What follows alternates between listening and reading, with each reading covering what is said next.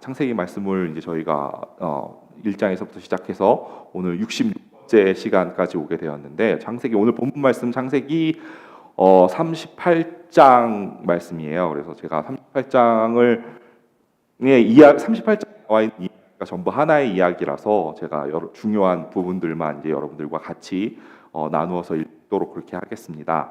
먼저 1절에서 6절 말씀 먼저부터 보도록 할게요. 다 같이 읽겠습니다. 시작. 그 후에 유다가 자기 형제에게서 내려가서 아둘람 사람 히라에게로 나아가니라. 유다가 거기서 가나안 사람 수아라 하는 자의 딸을 보고 그를 취하여 동침.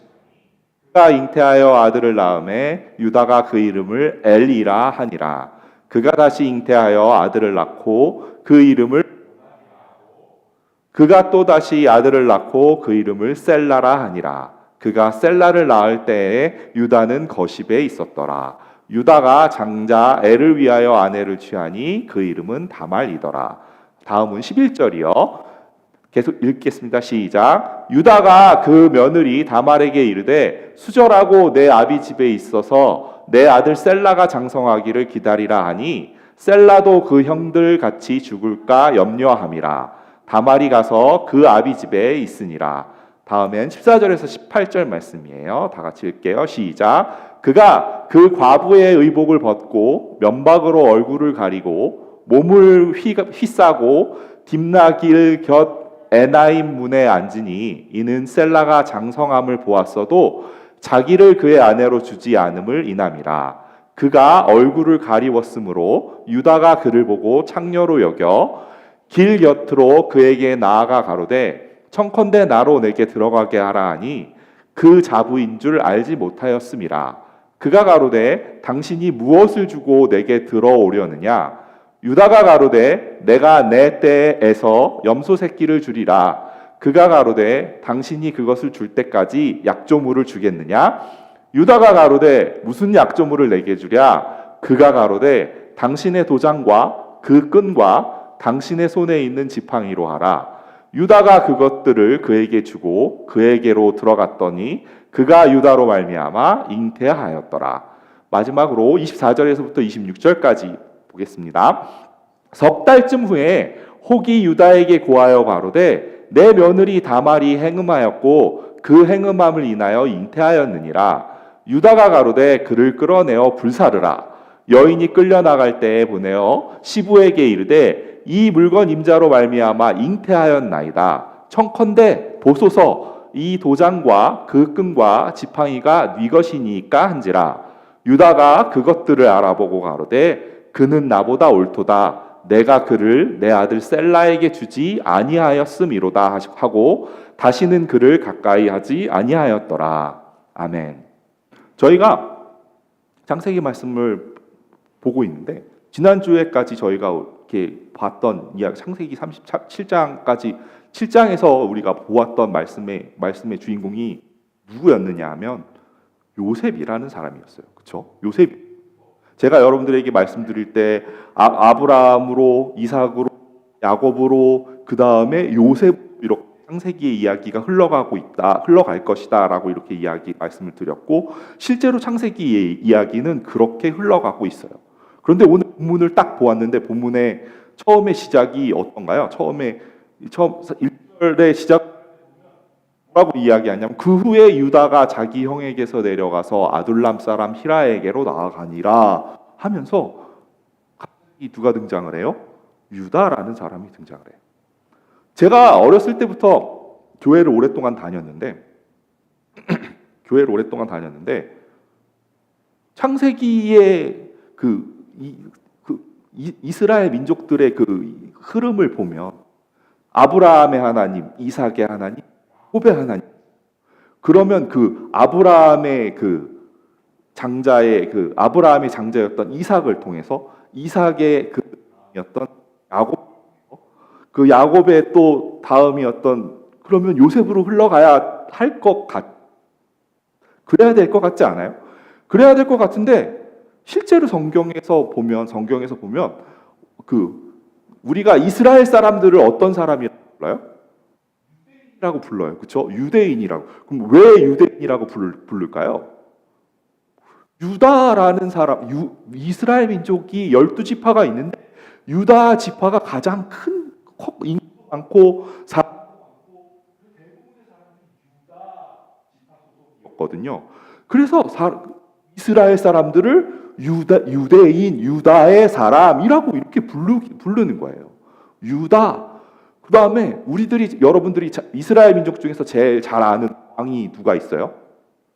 이스라엘의 왕 하면은 딱 생각하는 사람이 있어요. 다윗이 있어요. 다윗의 아들 솔로몬도 있어요.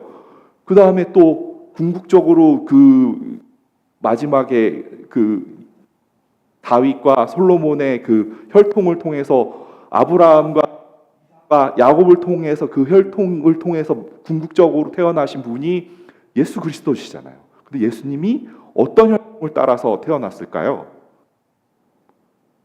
우리가 창세기의 흐름으로 본다라고 하면 요셉의 흐름을 타고 태어났어요. 근데 그게 아니라 누구의 혈통을 타고 태어나느냐 하면 유다의 혈통을 태어난다는 거예요. 되게 신기하죠, 그렇죠? 저도 되게 그래서 어렸을 때부터 갑자기 왜 요셉의 이야기가 신나게 나왔으면 요셉의 나와야 되는데 그게 아니라 왜 갑자기 뚱뚱막 유다? 그리고 창세기 49장에 뒤에 가면 야곱이 자기의 12아들을 이렇게 축복하는 그러한 이야기가 나오는데 그 축복하는 중에서 첫 번째 아들이 누구신지 아세요? 모르세요? 몰라도 돼요. 야곱의 첫 번째 아들은 르우벤이라는 아들인데 르우벤에게 그 어떤 그 장자의 믿음의 장자 통이 흘러가지 않았고요.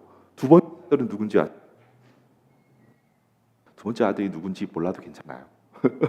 시므온이라고 하고 세 번째 아들이 누군지 아세요? 레위예요. 근데 시므온이랑 레위라는 아들에게도 어떤 왕의 그 흐름, 예수 그리스도가 태어남이 흘러가지 않아요. 유다는 몇 번째 아들이냐 하면 야곱의 네 번째 아들이었어요. 창세기에 아브라함에게 하나님 앞에 복을 주고 나서 계속 이야기되어지던 게 무엇이었냐면 누가 장자냐에 대한 이야기였어요. 누구에게 도대체 왜 장자가 뭐라고? 그렇죠? 그 장자가 뭐라고? 그런데 그 장자를 통해서 그 믿음의 그 유산이 이어져 갔는데 그 유산이 진짜로 장자를 통해서 흘러가죠. 야곱도 장자가 아니잖아요, 그렇죠? 그것처럼 사실은 이 모든 이야기들 속에 유다라는 사람이 보면 그 성경에 이제 나머지의 이야기 뒤이어서 오늘에 이르기까지 북이스라엘, 남유다, 유대인, 이스라엘이라 우리가 보고 있는 그 이스라엘 그 성경의 이야기 속에서 유다가 차지하는 부분이 너무너무 크단 말이에요. 근데 그 유다에 대한 이야기는 유일하게 나와 있는 부분이 오늘 보게 되는 창세기 38장에 나와 있는 본문이라는 사실이에요. 유다가 시작을 보면 2절에 보면 유다가 가나안 사람 수아라고 하는 자의 딸을 보고 그 사람과 동침해서 아들을 낳아요. 그렇죠? 2절에 보면 그렇게 나오고 가나안 사람, 유다가 결혼한 사람이 가나안 사람이에요. 가나안 사람이면 유대인이에요? 아니에요? 우리들이 말하는 이스라엘 민족이에요? 아니에요. 그렇죠? 이방 사람, 가나안 사람 수아라고 하는 사람의 딸과 해서 아들을 낳아요. 아들을 몇 명을 낳아요? 3명을 낳아요. 3명을 낳는데 그 3명의 이름이 어떻게 되느냐면 첫 번째 아들은 엘이라고 하고 두 번째 아들은 4절에 보면 오난이라고 이야기를 하고 그다음에 5절에 보면 세 번째 아들은 셀라라고 이렇게 이야기를 하고 있어요. 그런데 첫 번째 아들 엘이 장성을 해서 이제 결혼을 할 때가 되었나 봐요. 그래서 그 첫 번째 아들에게 며느리를 얻어서 주어요. 그 며느리가 이름이 뭐냐면 다말이라는 며느리를 취하게 돼요.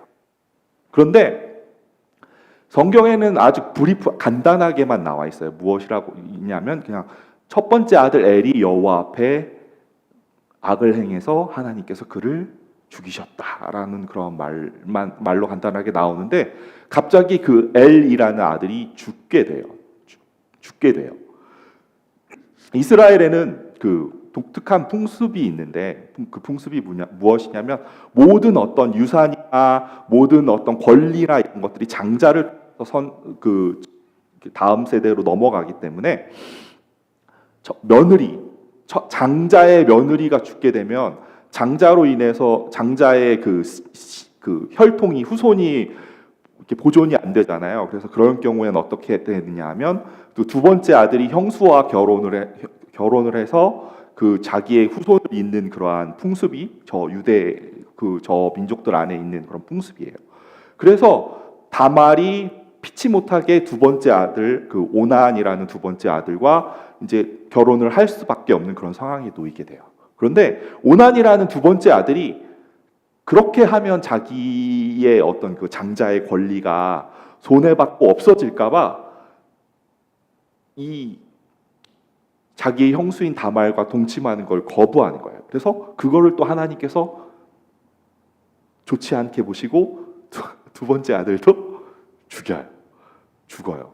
뭐 성경에 그냥 그렇게만 나와 있어요. 그렇게 간단하게.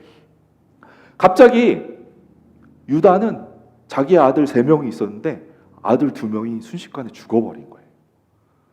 그러니까 아버지로서 어떤 마음이 들까요? 큰일 났다. 이런 마음이 들겠죠. 그래서 원칙대로라고 하면 세 번째 아들에게 이제 다시 결혼을 하게 해서 자기의 후손을 이어야 하는 그러한 상황이 놓여진 거잖아요. 그런데 때마침 마지막 셀라라는 아들은 아직 나이가 어렸던 거예요. 내 아들 셀라가 장성하기를 나이가 어려서 내 아들 셀라가 장성하기를 기다려라라고 이야기를 하면서 이제 다말을 자기 친정집으로 보내요. 그런데 그렇게 한 그 이유가 무엇이냐면 셀라도 그 형들 같이 죽을까 염려해서 유다가 다말이 자기의 막내 아들과 결혼하는 것을 걱정해서 친정으로 돌려보내는 그러한 일이 벌어지는 거예요.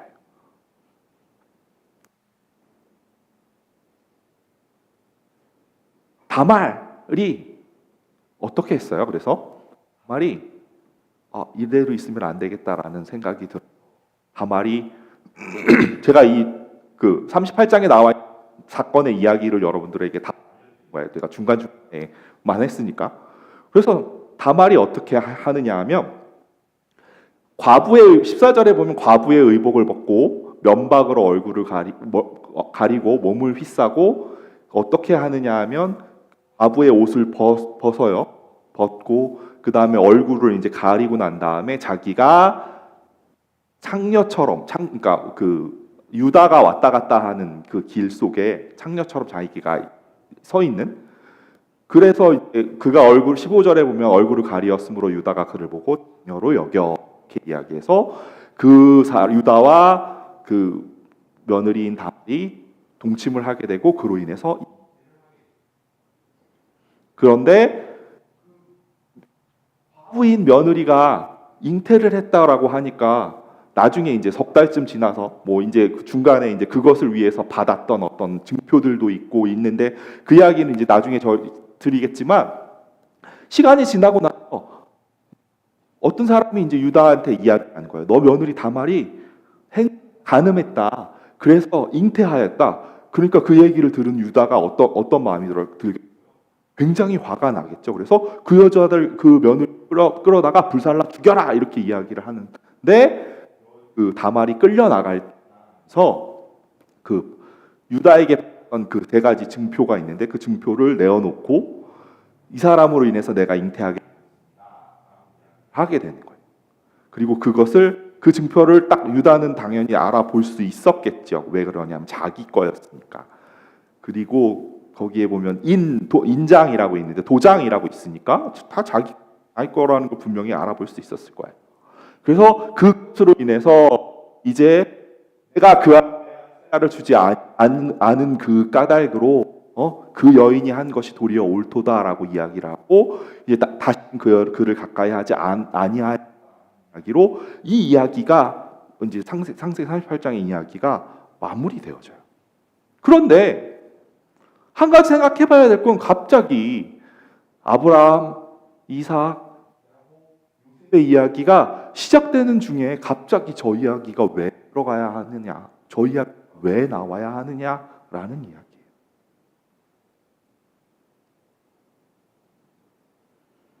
마태복음 1장에 보면 예수님의 족보가 나와요.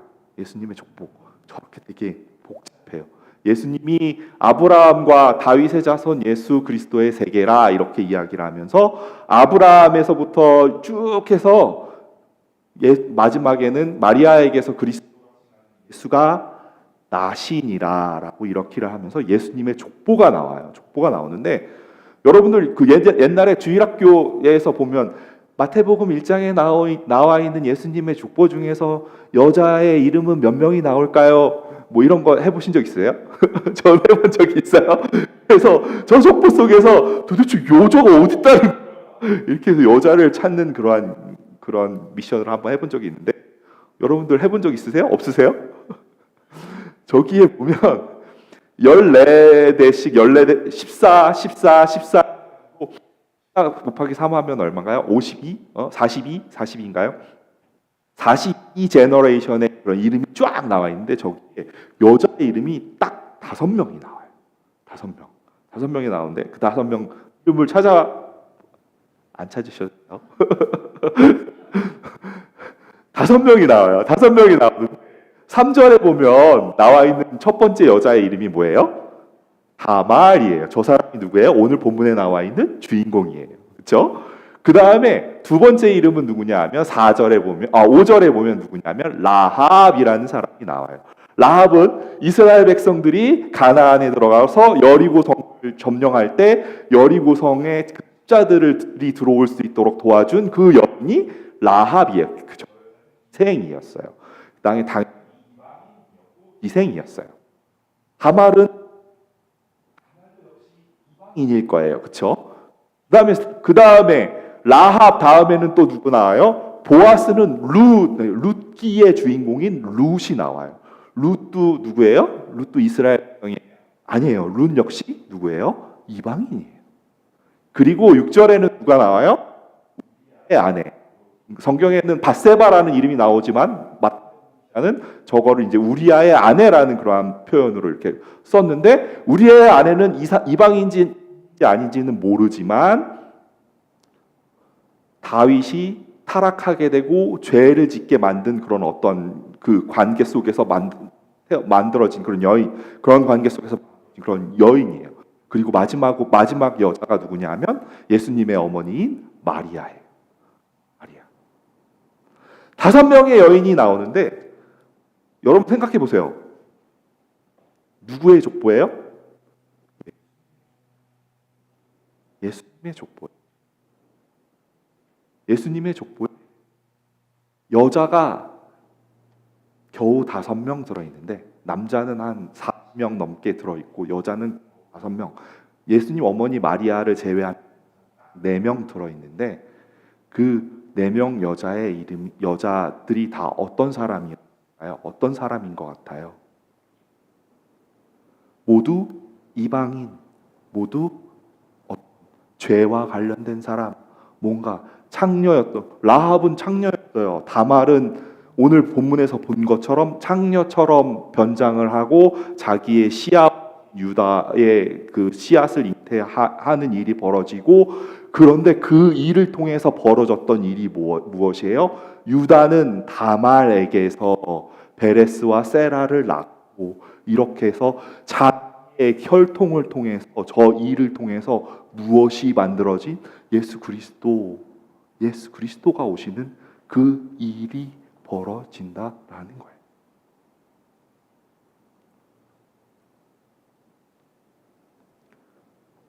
그러면 하나님께서 예수님의 족보를 만들기 위해서 보내셨나 보다. 라합을 보내셨나 보다. 루시스 그렇게 이방인인데 선택하셨나 보다. 저 사람들이 도대체 뭘 했다고? 오늘 본문에 나와 있는 보아서는 저 사람이 말이 라합이, 룻이 예수님의 족보에 들어가야 할 이유가 무엇일까요? 이유가 있을까요?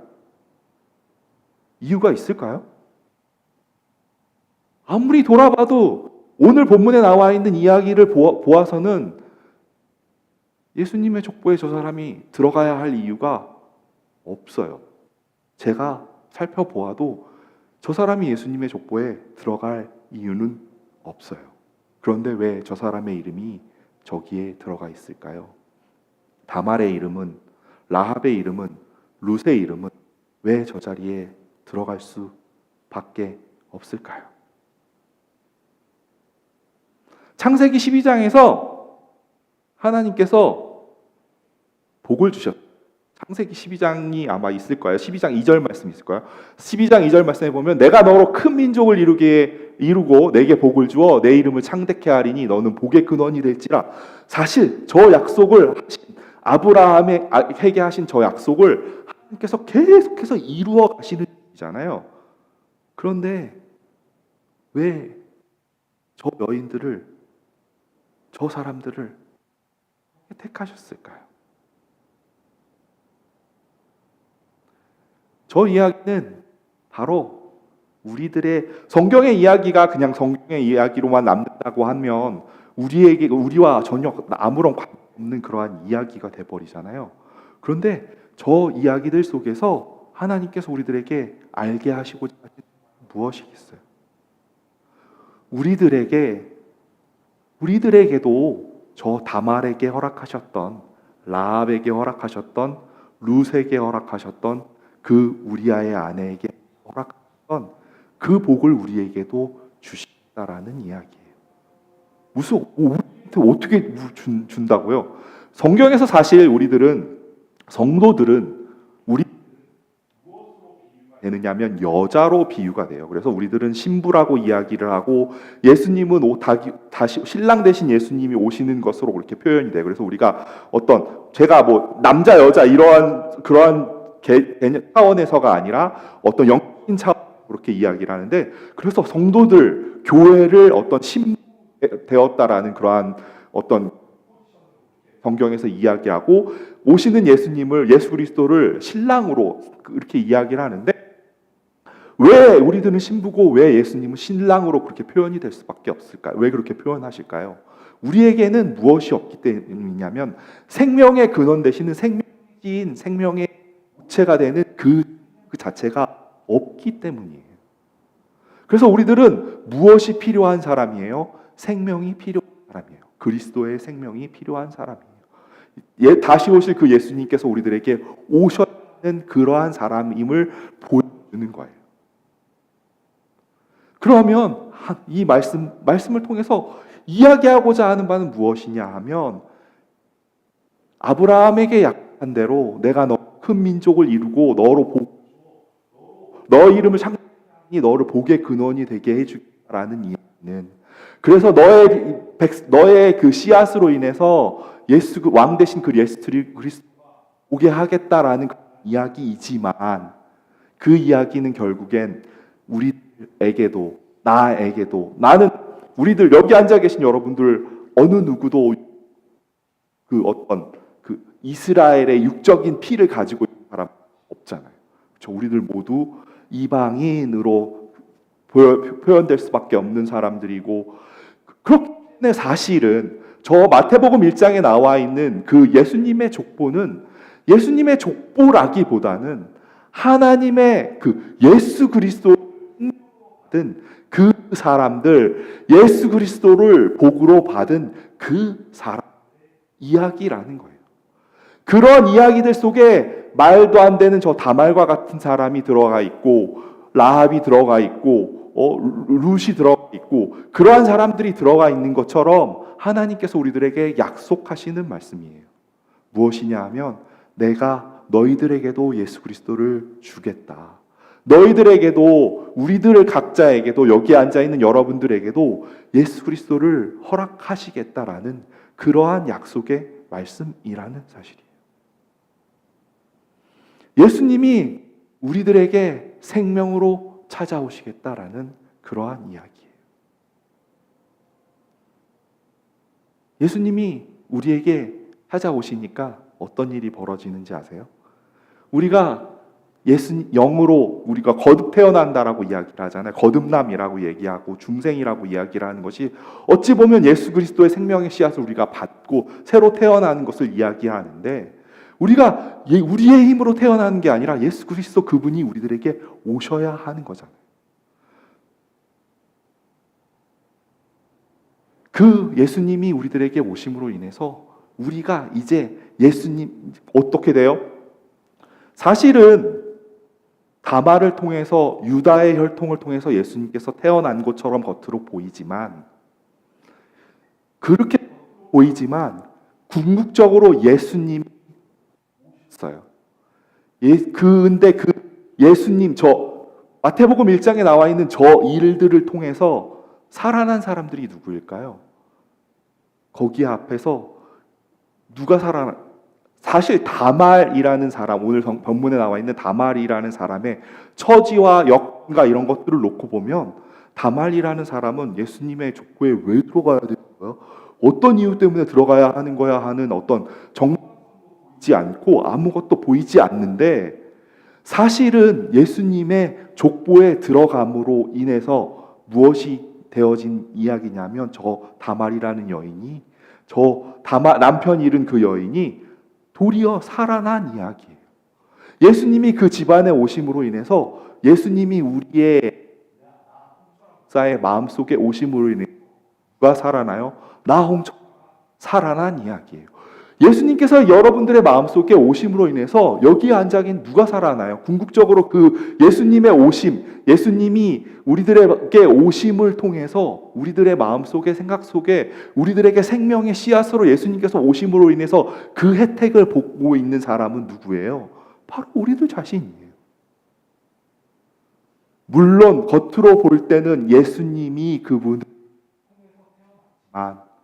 그것보다 도리어 더 중요한 건, 사실은 예수님이 저 다말이라는 사람을, 라합이라는 사람을, 룻이라는 사람을, 그 이방인들을, 이스라엘과 관계없는 사람들을 택해서 그의 족보에 집어넣었다라는 이야기는, 궁극적으로 그럴 수밖에 없는 우리들, 우리의 힘과 우리의 능력과 우리의 그 어떤 것으로 하나님의 그 선함에, 하나님의 생명에 미칠 수 없는 우리들에게, 내가 너희들을 그 그리스도의 후손으로, 그리스도의 생명을 가진 사람으로 너희들을 포함시켜 주겠다라고 약속하시는 하나님의 말씀이다라는 사실이에요.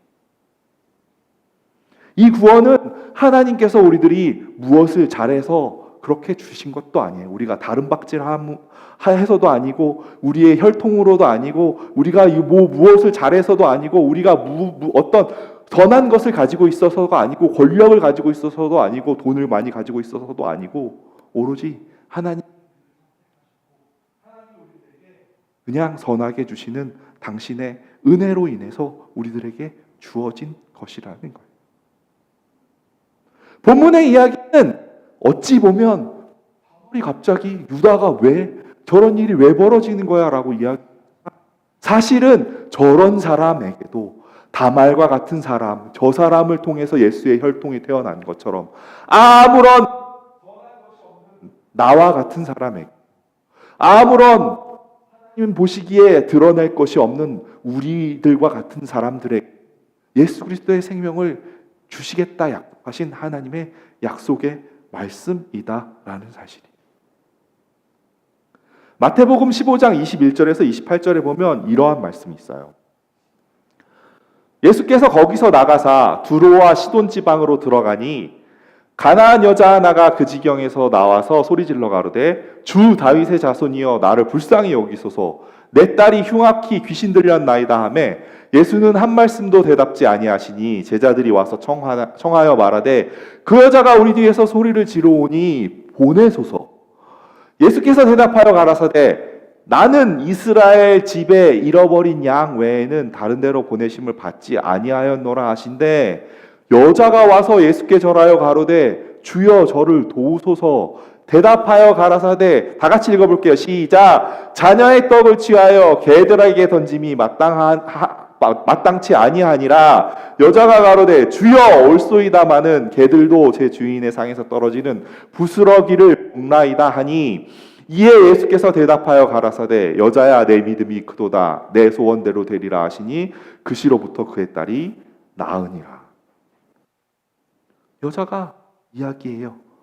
무엇이라고 이야기해요? 27절 끝에 보면 그렇게 이야기해요. 여자가 가로되 주여 올소이다마는 개들도 제 주인의 상에서 떨어지는 부스러기를 뭐하니라? 먹나이다. 하나님의 언약 가운데 있는 사람은, 하나님의 약속을 받은 사람은, 하나님의 생명을 가지고 있는 사람은 무엇을 먹어요? 그리스도의 생명을 먹는 사람. 이방인이라 할지라도 그것을 먹느냐 먹느냐, 예수님의 하나님의 말씀을 먹느냐 먹지 않느냐, 자녀들이라도 그 양식을 먹느냐 먹지 않느냐. 그렇게 생각하면 이방인이라고 유대인이라고 하나님께서 그런 것을 정하시는 것이 아니라 그 말씀을, 하나님의 말씀을 먹느냐 먹지 않느냐로 하나님께서 정하시는 거예요. 민수기 21장에 보면 이런 말씀이 나와요. 민수기 21장 8절 9절에 보면 여호와께서 모세에게 이르시되 불뱀을 만들어 장대 위에 달라 물린 자마다 그것을 보면 살리라. 모세가 놋뱀을 만들어 장대 위에 다니 뱀에게 물린 자마다 놋뱀을 쳐다본즉 살더라. 이스라엘 민족이 출애굽을 하면서 광야를 떠돌 때 너무너무 이게 불평이 많아서 불평을 하니까 하나님께서 화가 나셔가지고 불뱀을 보내시죠. 그래서 많은 사람들이 물려가지고 거기에 죽게 돼요. 그렇게 됐는데 하나님께서, 모세가 이제 기도하죠. 기도했더니 하나님께서 저렇게 이야기하시는 거예요. 불뱀을 만들어서 장대 위에 달라 물린 자마다 그것을 보면 아니라, 불뱀을 만들어서 장대 위에 달았는데 그것을 쳐다본즉 살더라. 말이 돼요? 말이 돼요? 내가 뱀에 물렸는데 약을 발라야 뱀에 물렸는데 독을 짜내고 독을 빼내고 약을 발라야지. 놋뱀을 만들어 놓고 그것을 쳐다본즉 살더라. 믿음의 문제는 바로 이러한 것들이라는 거예요. 저 역시도 사실은 쳐다보기 쉽지 않았을 것 같아요. 저 역시도 놋뱀 만들어 보면 산대 이런 얘기를 들었을 때 이렇게 봐야 되나? 그렇게 하기 쉽지 않았을 것 같아요. 실제로 많은 사람들은 그 놋뱀을 쳐다보지 않아서 죽은 사람들도 많아요. 아마 저거 말이 돼? 자기 자존심이 허락하지 않아서 저건 말도 안 되는 터무니없는 이야기라고 생각을 해서 그런 사람들이 있었을 거예요. 그런데 자존심과 상관없이 나의 나의 생각과 나의 의견과 상관없이 그것을 본 사람은 살아났어요. 믿음이라는 것은 바로 그런 것들이, 하나님께서 우리들에게 약속하신 그 예수 그리스도의 생명, 하나님께서 다말의 오늘 이야기 속에서 벌어진 그러한 일들 속에 보면 다말이 무엇을 오로지 알았을까? 라합이 무엇을 알았을까? 룻이 무엇을 알았을까 생각해 보면 저 사람들에겐 한 가지 간절하게 바라던 것이 있었는데 그것이 무엇이냐면 내가 여기 붙어야 사는구나를 아는 사람들이었거든요. 그래서 다말은 어떻게든 아브라함의 하나님, 이삭의 하나님, 야곱의 하나님, 그 야곱의 아들인 그 야곱의 그 이스라엘 백성의 그 하나님의 그 씨앗이 있어야만 자기가 산다라는 사실을 알고 있었던 사람이었고, 라합은 어찌 보면 지금으로 따지면 배신자예요. 그렇죠? 나라를 팔아먹은 사람이에요. 우리가 지금도 친일파들을 보면서 우리 식민지 시대에 우리 친일한 사람들을 보고 지금 50년, 60년, 70년이 지나도 친일파라고 하면 우리들이 그 사람들을 욕하고 화를 내고 그 사람들을 싫어하고 멀리하고 하는 그러한 일들이 있는데, 라합은 나라를 팔아먹은 사람이에요. 자기 백성을 배반한 사람이에요. 룻은 어떤가요? 룻은 자기의 남편이 다 죽었어요. 시어머니가 빈털터리가 됐어요. 가진 것이 아무것도 없어요. 시어머니가 야 이제 너 나의 아들도 죽고 나 가진 것도 없으니까 시어머니가 너 뭐라고 너가 살던 곳으로 돌아가라 이렇게 이야기를 하는데, 룻이 어떻게 해요? 굳이 따라와요. 굳이 시어머니를 따라와요. 왜요? 이유가 없어요. 왜요? 무엇 때문에 시어머니를 따라와요?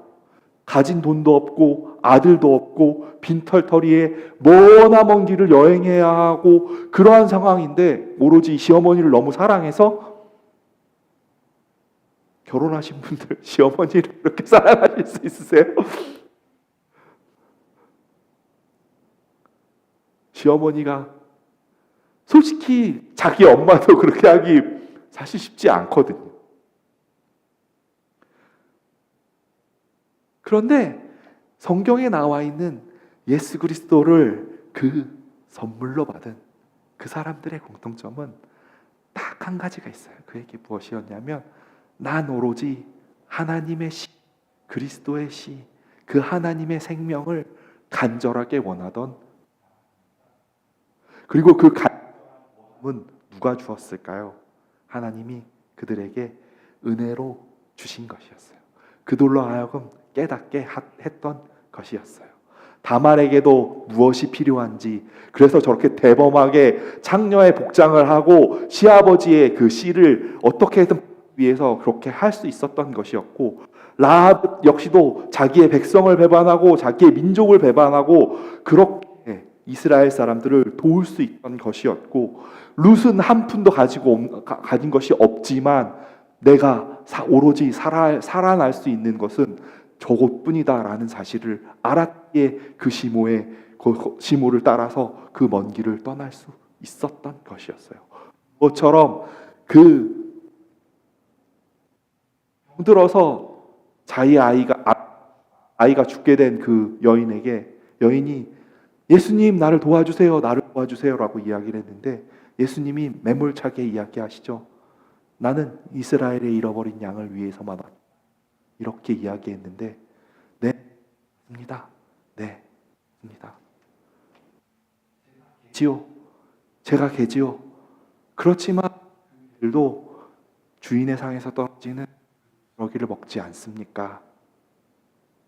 그 부스러기라도 내가 먹어야 살 수 있음을 하나님께서 알게 해주셨다라는 사실이에요. 우리들은 그런 사람들이에요. 그 부스러기라도 먹어야만 살아낼 수 있는 그러한 사람들이에요. 우리들은 그 예수 그리스도의 생명에 빌붙지 않고 거기에 붙어 있지 않고는 살아낼 수 없는 그러한 사람들이에요. 요한복음 5장 55, 58절에 보면 이런 말씀이 나와요. 다 같이 읽을게요. 시작. 내 살은 참된 양식이요 내 피는 참된 음료로다. 내 살을 먹고 내 피를 마시는 자는 내 안에 거하고 나도 그 안에 거하나니, 살아계신 아버지께서 나를 보내심에 내가 아버지로 인하여 사는 것 같이 나를 먹는 그 사람도 나로 인하여 살리라. 이것은 하늘로서 온 떡이니 조상들이 먹고도 죽은 그것과 같지 아니하며 이 떡을 먹는 자는 영원히 살리라. 아멘. 예수님의 이야기예요. 우리들이 정말로 진정으로 살아날 수 있는 방법은 무엇일까요? 그것은 우리들이 그분을 먹고 그분을 마시는 거예요. 내 살을 먹고 내 피를 마시는 자는 내 안에 거하고 나도 그 안에 거하나니.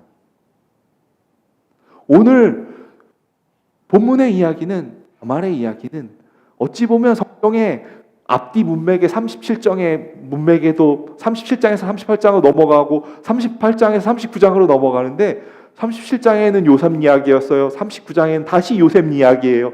38장에만 이 이야기가 나오는데 앞뒤 문맥에도 맞지 않고 아무런 그러한 연결점도 없고 유다의 이야기는 그 이후로 나오지도 않고 그런 역시 이 이후에 나오지 않는데 그 유다가 그 다말이 바로 우리들이라는 사실이에요.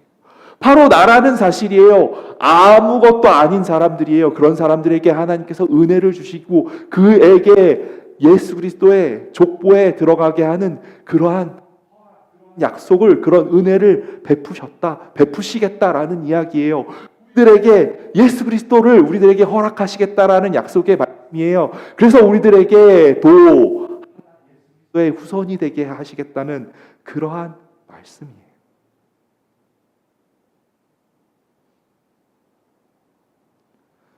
사실 유다가 다말이 유다가 이렇게 창녀인 줄 알고 내가 너하고 동침하자라고 이야기를 할 때, 그래서 너가 이제 14절 15절 말씀 볼까요? 15절에 보면 나와 있는데 38장 14절에서 15절. 네.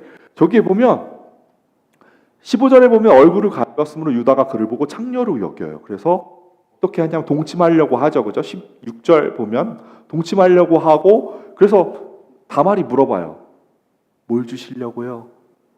그 대가로 무엇을 주시려고 하십니까? 라고 이야기를 하니까 유다가 내 떼에서 염소 새끼 한 마리 줄게 라고 이야기를 해. 그렇죠? 지금 근데 염소를 안 가지잖아요. 그러면 네가 당신이 염소를 줄 때까지 뭔가 내가 증거로 가질 수 있는 목적물이 없습니까? 이야기를 하면서 무엇을 요구하느냐 하면 18절에 보면 무엇을 주랴 이야기를 하니까 당신의 도장과 그 끈과 당신 손에 있는 이를 달라고 이야기해요.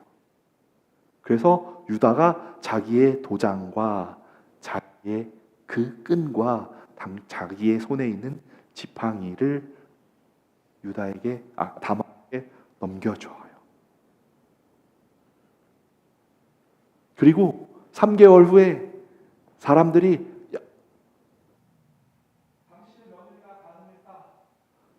그래서 자기가 죽을 처지에 놓였을 때 다말이 무엇을 내놓아요? 저 세 가지를 내놓아요. 도장을 내놓고 그리고 지팡이를 내놓아요. 에베소서에 보면 이런 말씀이 나와요. 에베소서 1장 13절에 보면 다 같이 읽을게요. 시작. 그 안에서 너희도 진리의 말씀 곧 너희의 구원의 복음을 들고 그 안에서 믿어 또 약속의 성령으로 인치심을 받았으니, 저기에 뭐가 나와요? 우리가 성령으로 인치심을 받았다라고 얘기해요. 저기에 나와 있는 게 뭐예요? 성령의 도장, 인치심이 의미하는 게 바로 저런 거예요. 그 다음엔 무엇이에요? 에베소서 6장 14절에는 보면 그런즉 서서 진리로 너희 허리띠를 띠고 의의 흉배를 붙이고, 저거는 에베소서의 하나님의 전신갑주 이야기를 하면서 허리띠를 이야기하면서 진리의 허리띠를 이야기해요. 왜 그러냐면 저 사람들이 옷 입을 때 이렇게 펄럭펄럭이는 옷을 입으니까 이 허리띠를 잡는 게 중요했는데, 저 허리띠가 무엇으로 만들어요? 그 끈으로 만들어요. 시편 23편 4절에 보면 무엇이 나와요? 내가 사망의 음침한 골짜기로 다닐지라도 해를 두려워하지 않을 것은 주께서 나와 함께 하심이라. 뭐가? 지팡이와 막대기가 나를 지키시기 때문이다. 나를 안위하시나이다. 무엇이 나와요? 지팡이가 나와요. 도장은 성령의 인치심을 의미해요. 는 우리들을 묶어주는 그 끈이었어요. 지팡이, 우리를 지키는 지팡이예요.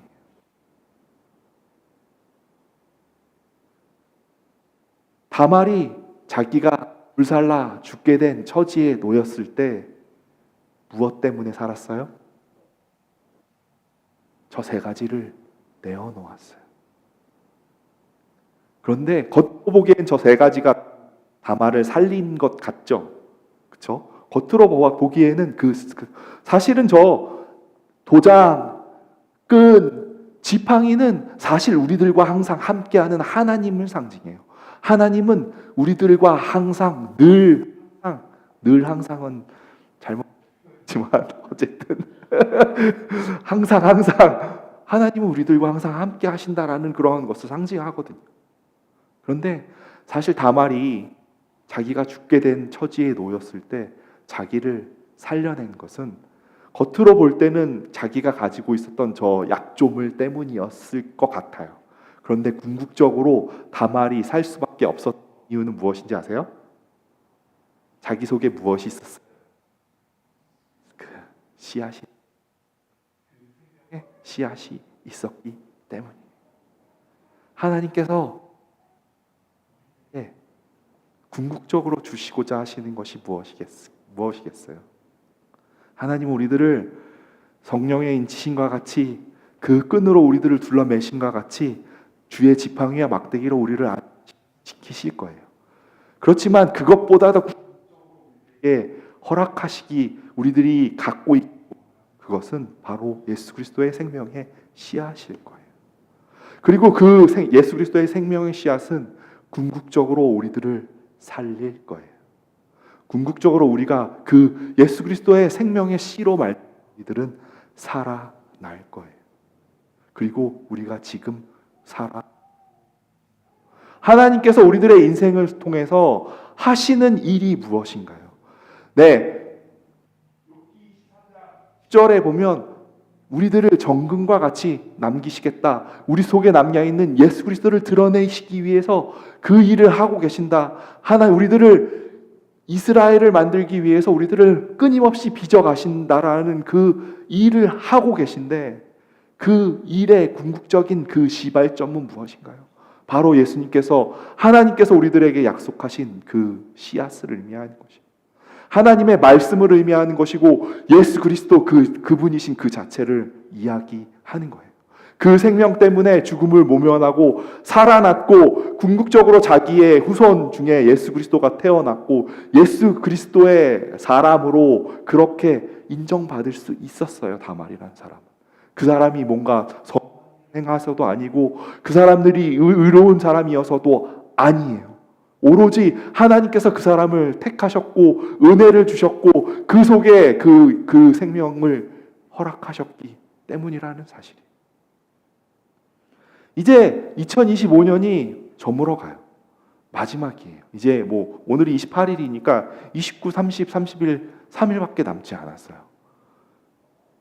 우리들의 인생에 5년에 너무 많은 일들이 있었을 거예요. 여러분들의 인생 속에 어떤 일들이 있었는지, 어떤 어려움이 있었는지, 무슨 좋은 일이 있었는지 저는 자세하게 알 수 없어요.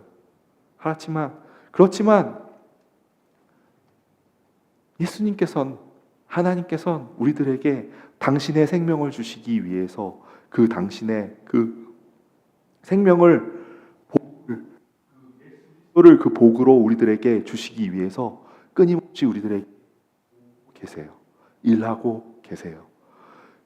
2025년도에 일하셨던 것처럼 2026년도에도 일하실 거예요. 네, 우리들의 인생이 녹록치만은 않아요. 어렵다고 이야기해요. 많은 사람들이 어려움을 겪어요.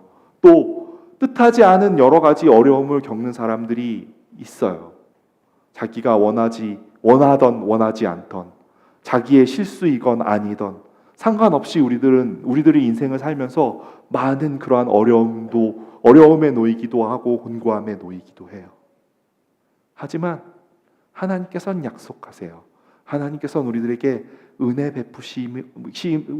베푸시겠다 약속하세요. 그리고 하나님께서 우리들에게 그 예수 그리스도의 생명을 주시겠다고 그렇게 약속하세요. 그렇게 우리들에게 복을 주실 거예요. 그리고 궁극적으로 우리로 하여금 죽음에서 살아날 수 있게 하고 그렇게 2026년도에는 더 새로운 모습으로 새로운 나로 새로운 여러분으로 새로운 우리 교회로 그렇게 살게 그러한 하나님을 믿고 기대하고 소망하며 그렇게 살아갈 수 있는 우리 발렌시아 마가교회 성도들이 되었으면 좋겠습니다. 기도하시겠습니다. 하나님, 우리를 주님의 약속 아래 두셔서 우리가 어디 있든지 그렇게 은혜를 베푸시고 함께하여 주신 그 하나님의 귀한 은혜에 너무너무 감사합니다. 우리가 주님을 붙잡으려고 하지만 붙잡을 만한 힘이 없습니다. 하지만 주님께서 끈이 되어 주셔서 우리를 붙들어 주셔서 감사합니다. 나를 나의 자손이다, 너는 나의 자손이다, 너는 나의 백성이다, 그렇게 선택하여 주셔서 감사합니다. 성령의 인치심으로 우리들을 인치시고 주의 지팡이와 막대기가 아니하심으로 우리들을 끝까지 지키시고 함께 하시며 우리들을 떠나지 아니하시는 그 하나님을 감사합니다. 하나님, 우리가 이 주님의 긍휼하심을 입고 주님의 베풀어 주신 그 은혜를 입고 그렇게 살아가는 자들이 오니 우리들을 불쌍히 여겨 주옵소서. 우리들에게 더 없는 은혜를 베푸시고 더 없는 사랑을 베풀어 주시기 원합니다. 주님, 우리가 주님께서 주신 그 사랑, 주님께서 베풀어 주신 그 은혜, 그 은혜와 사랑으로 충만하게 넘쳐 그렇게 살아나갈 수 있는, 살아드릴 수 있는 그 넘침으로 흘러내보낼 수 있는 그런 우리들이 되게 하여 주옵소서. 하나님, 2025년이 이제 끝나갑니다. 하나님께서 우리들의 삶 속에 많은 일들을 행하셨습니다. 하나님, 때로는 어려운 일, 때로는 공고한 일, 때로는 억울한 일, 때로는 원치 않는 일들을 겪으면서 우리들이 때로는 하나님이 없다, 하나님이 일하시지 않는다, 그렇게 불평할 때도 많았음을 하나님 고백합니다. 하나님, 우리들을 불쌍히 여겨주시기 소망합니다. 우리들을 살려주시길 소망합니다. 우리들을 도와주시길 소망합니다. 우리들을 용서하시길 소망합니다. 오늘 말씀 속에 하나님께서 약속하셨던 그 그리스도의 생명, 그리스도의 그 생명을 마시는, 그리하여서 우리가 하나님과 함께 예수 그리스도와 함께 영원을 누리고 영생을 누리고 그와 그 속에서 그렇게 살아 나아갈 수 있는 우리들이 되게 함께하여 주옵소서. 이 모든 말씀 예수님의 이름으로 기도드립니다. 아멘.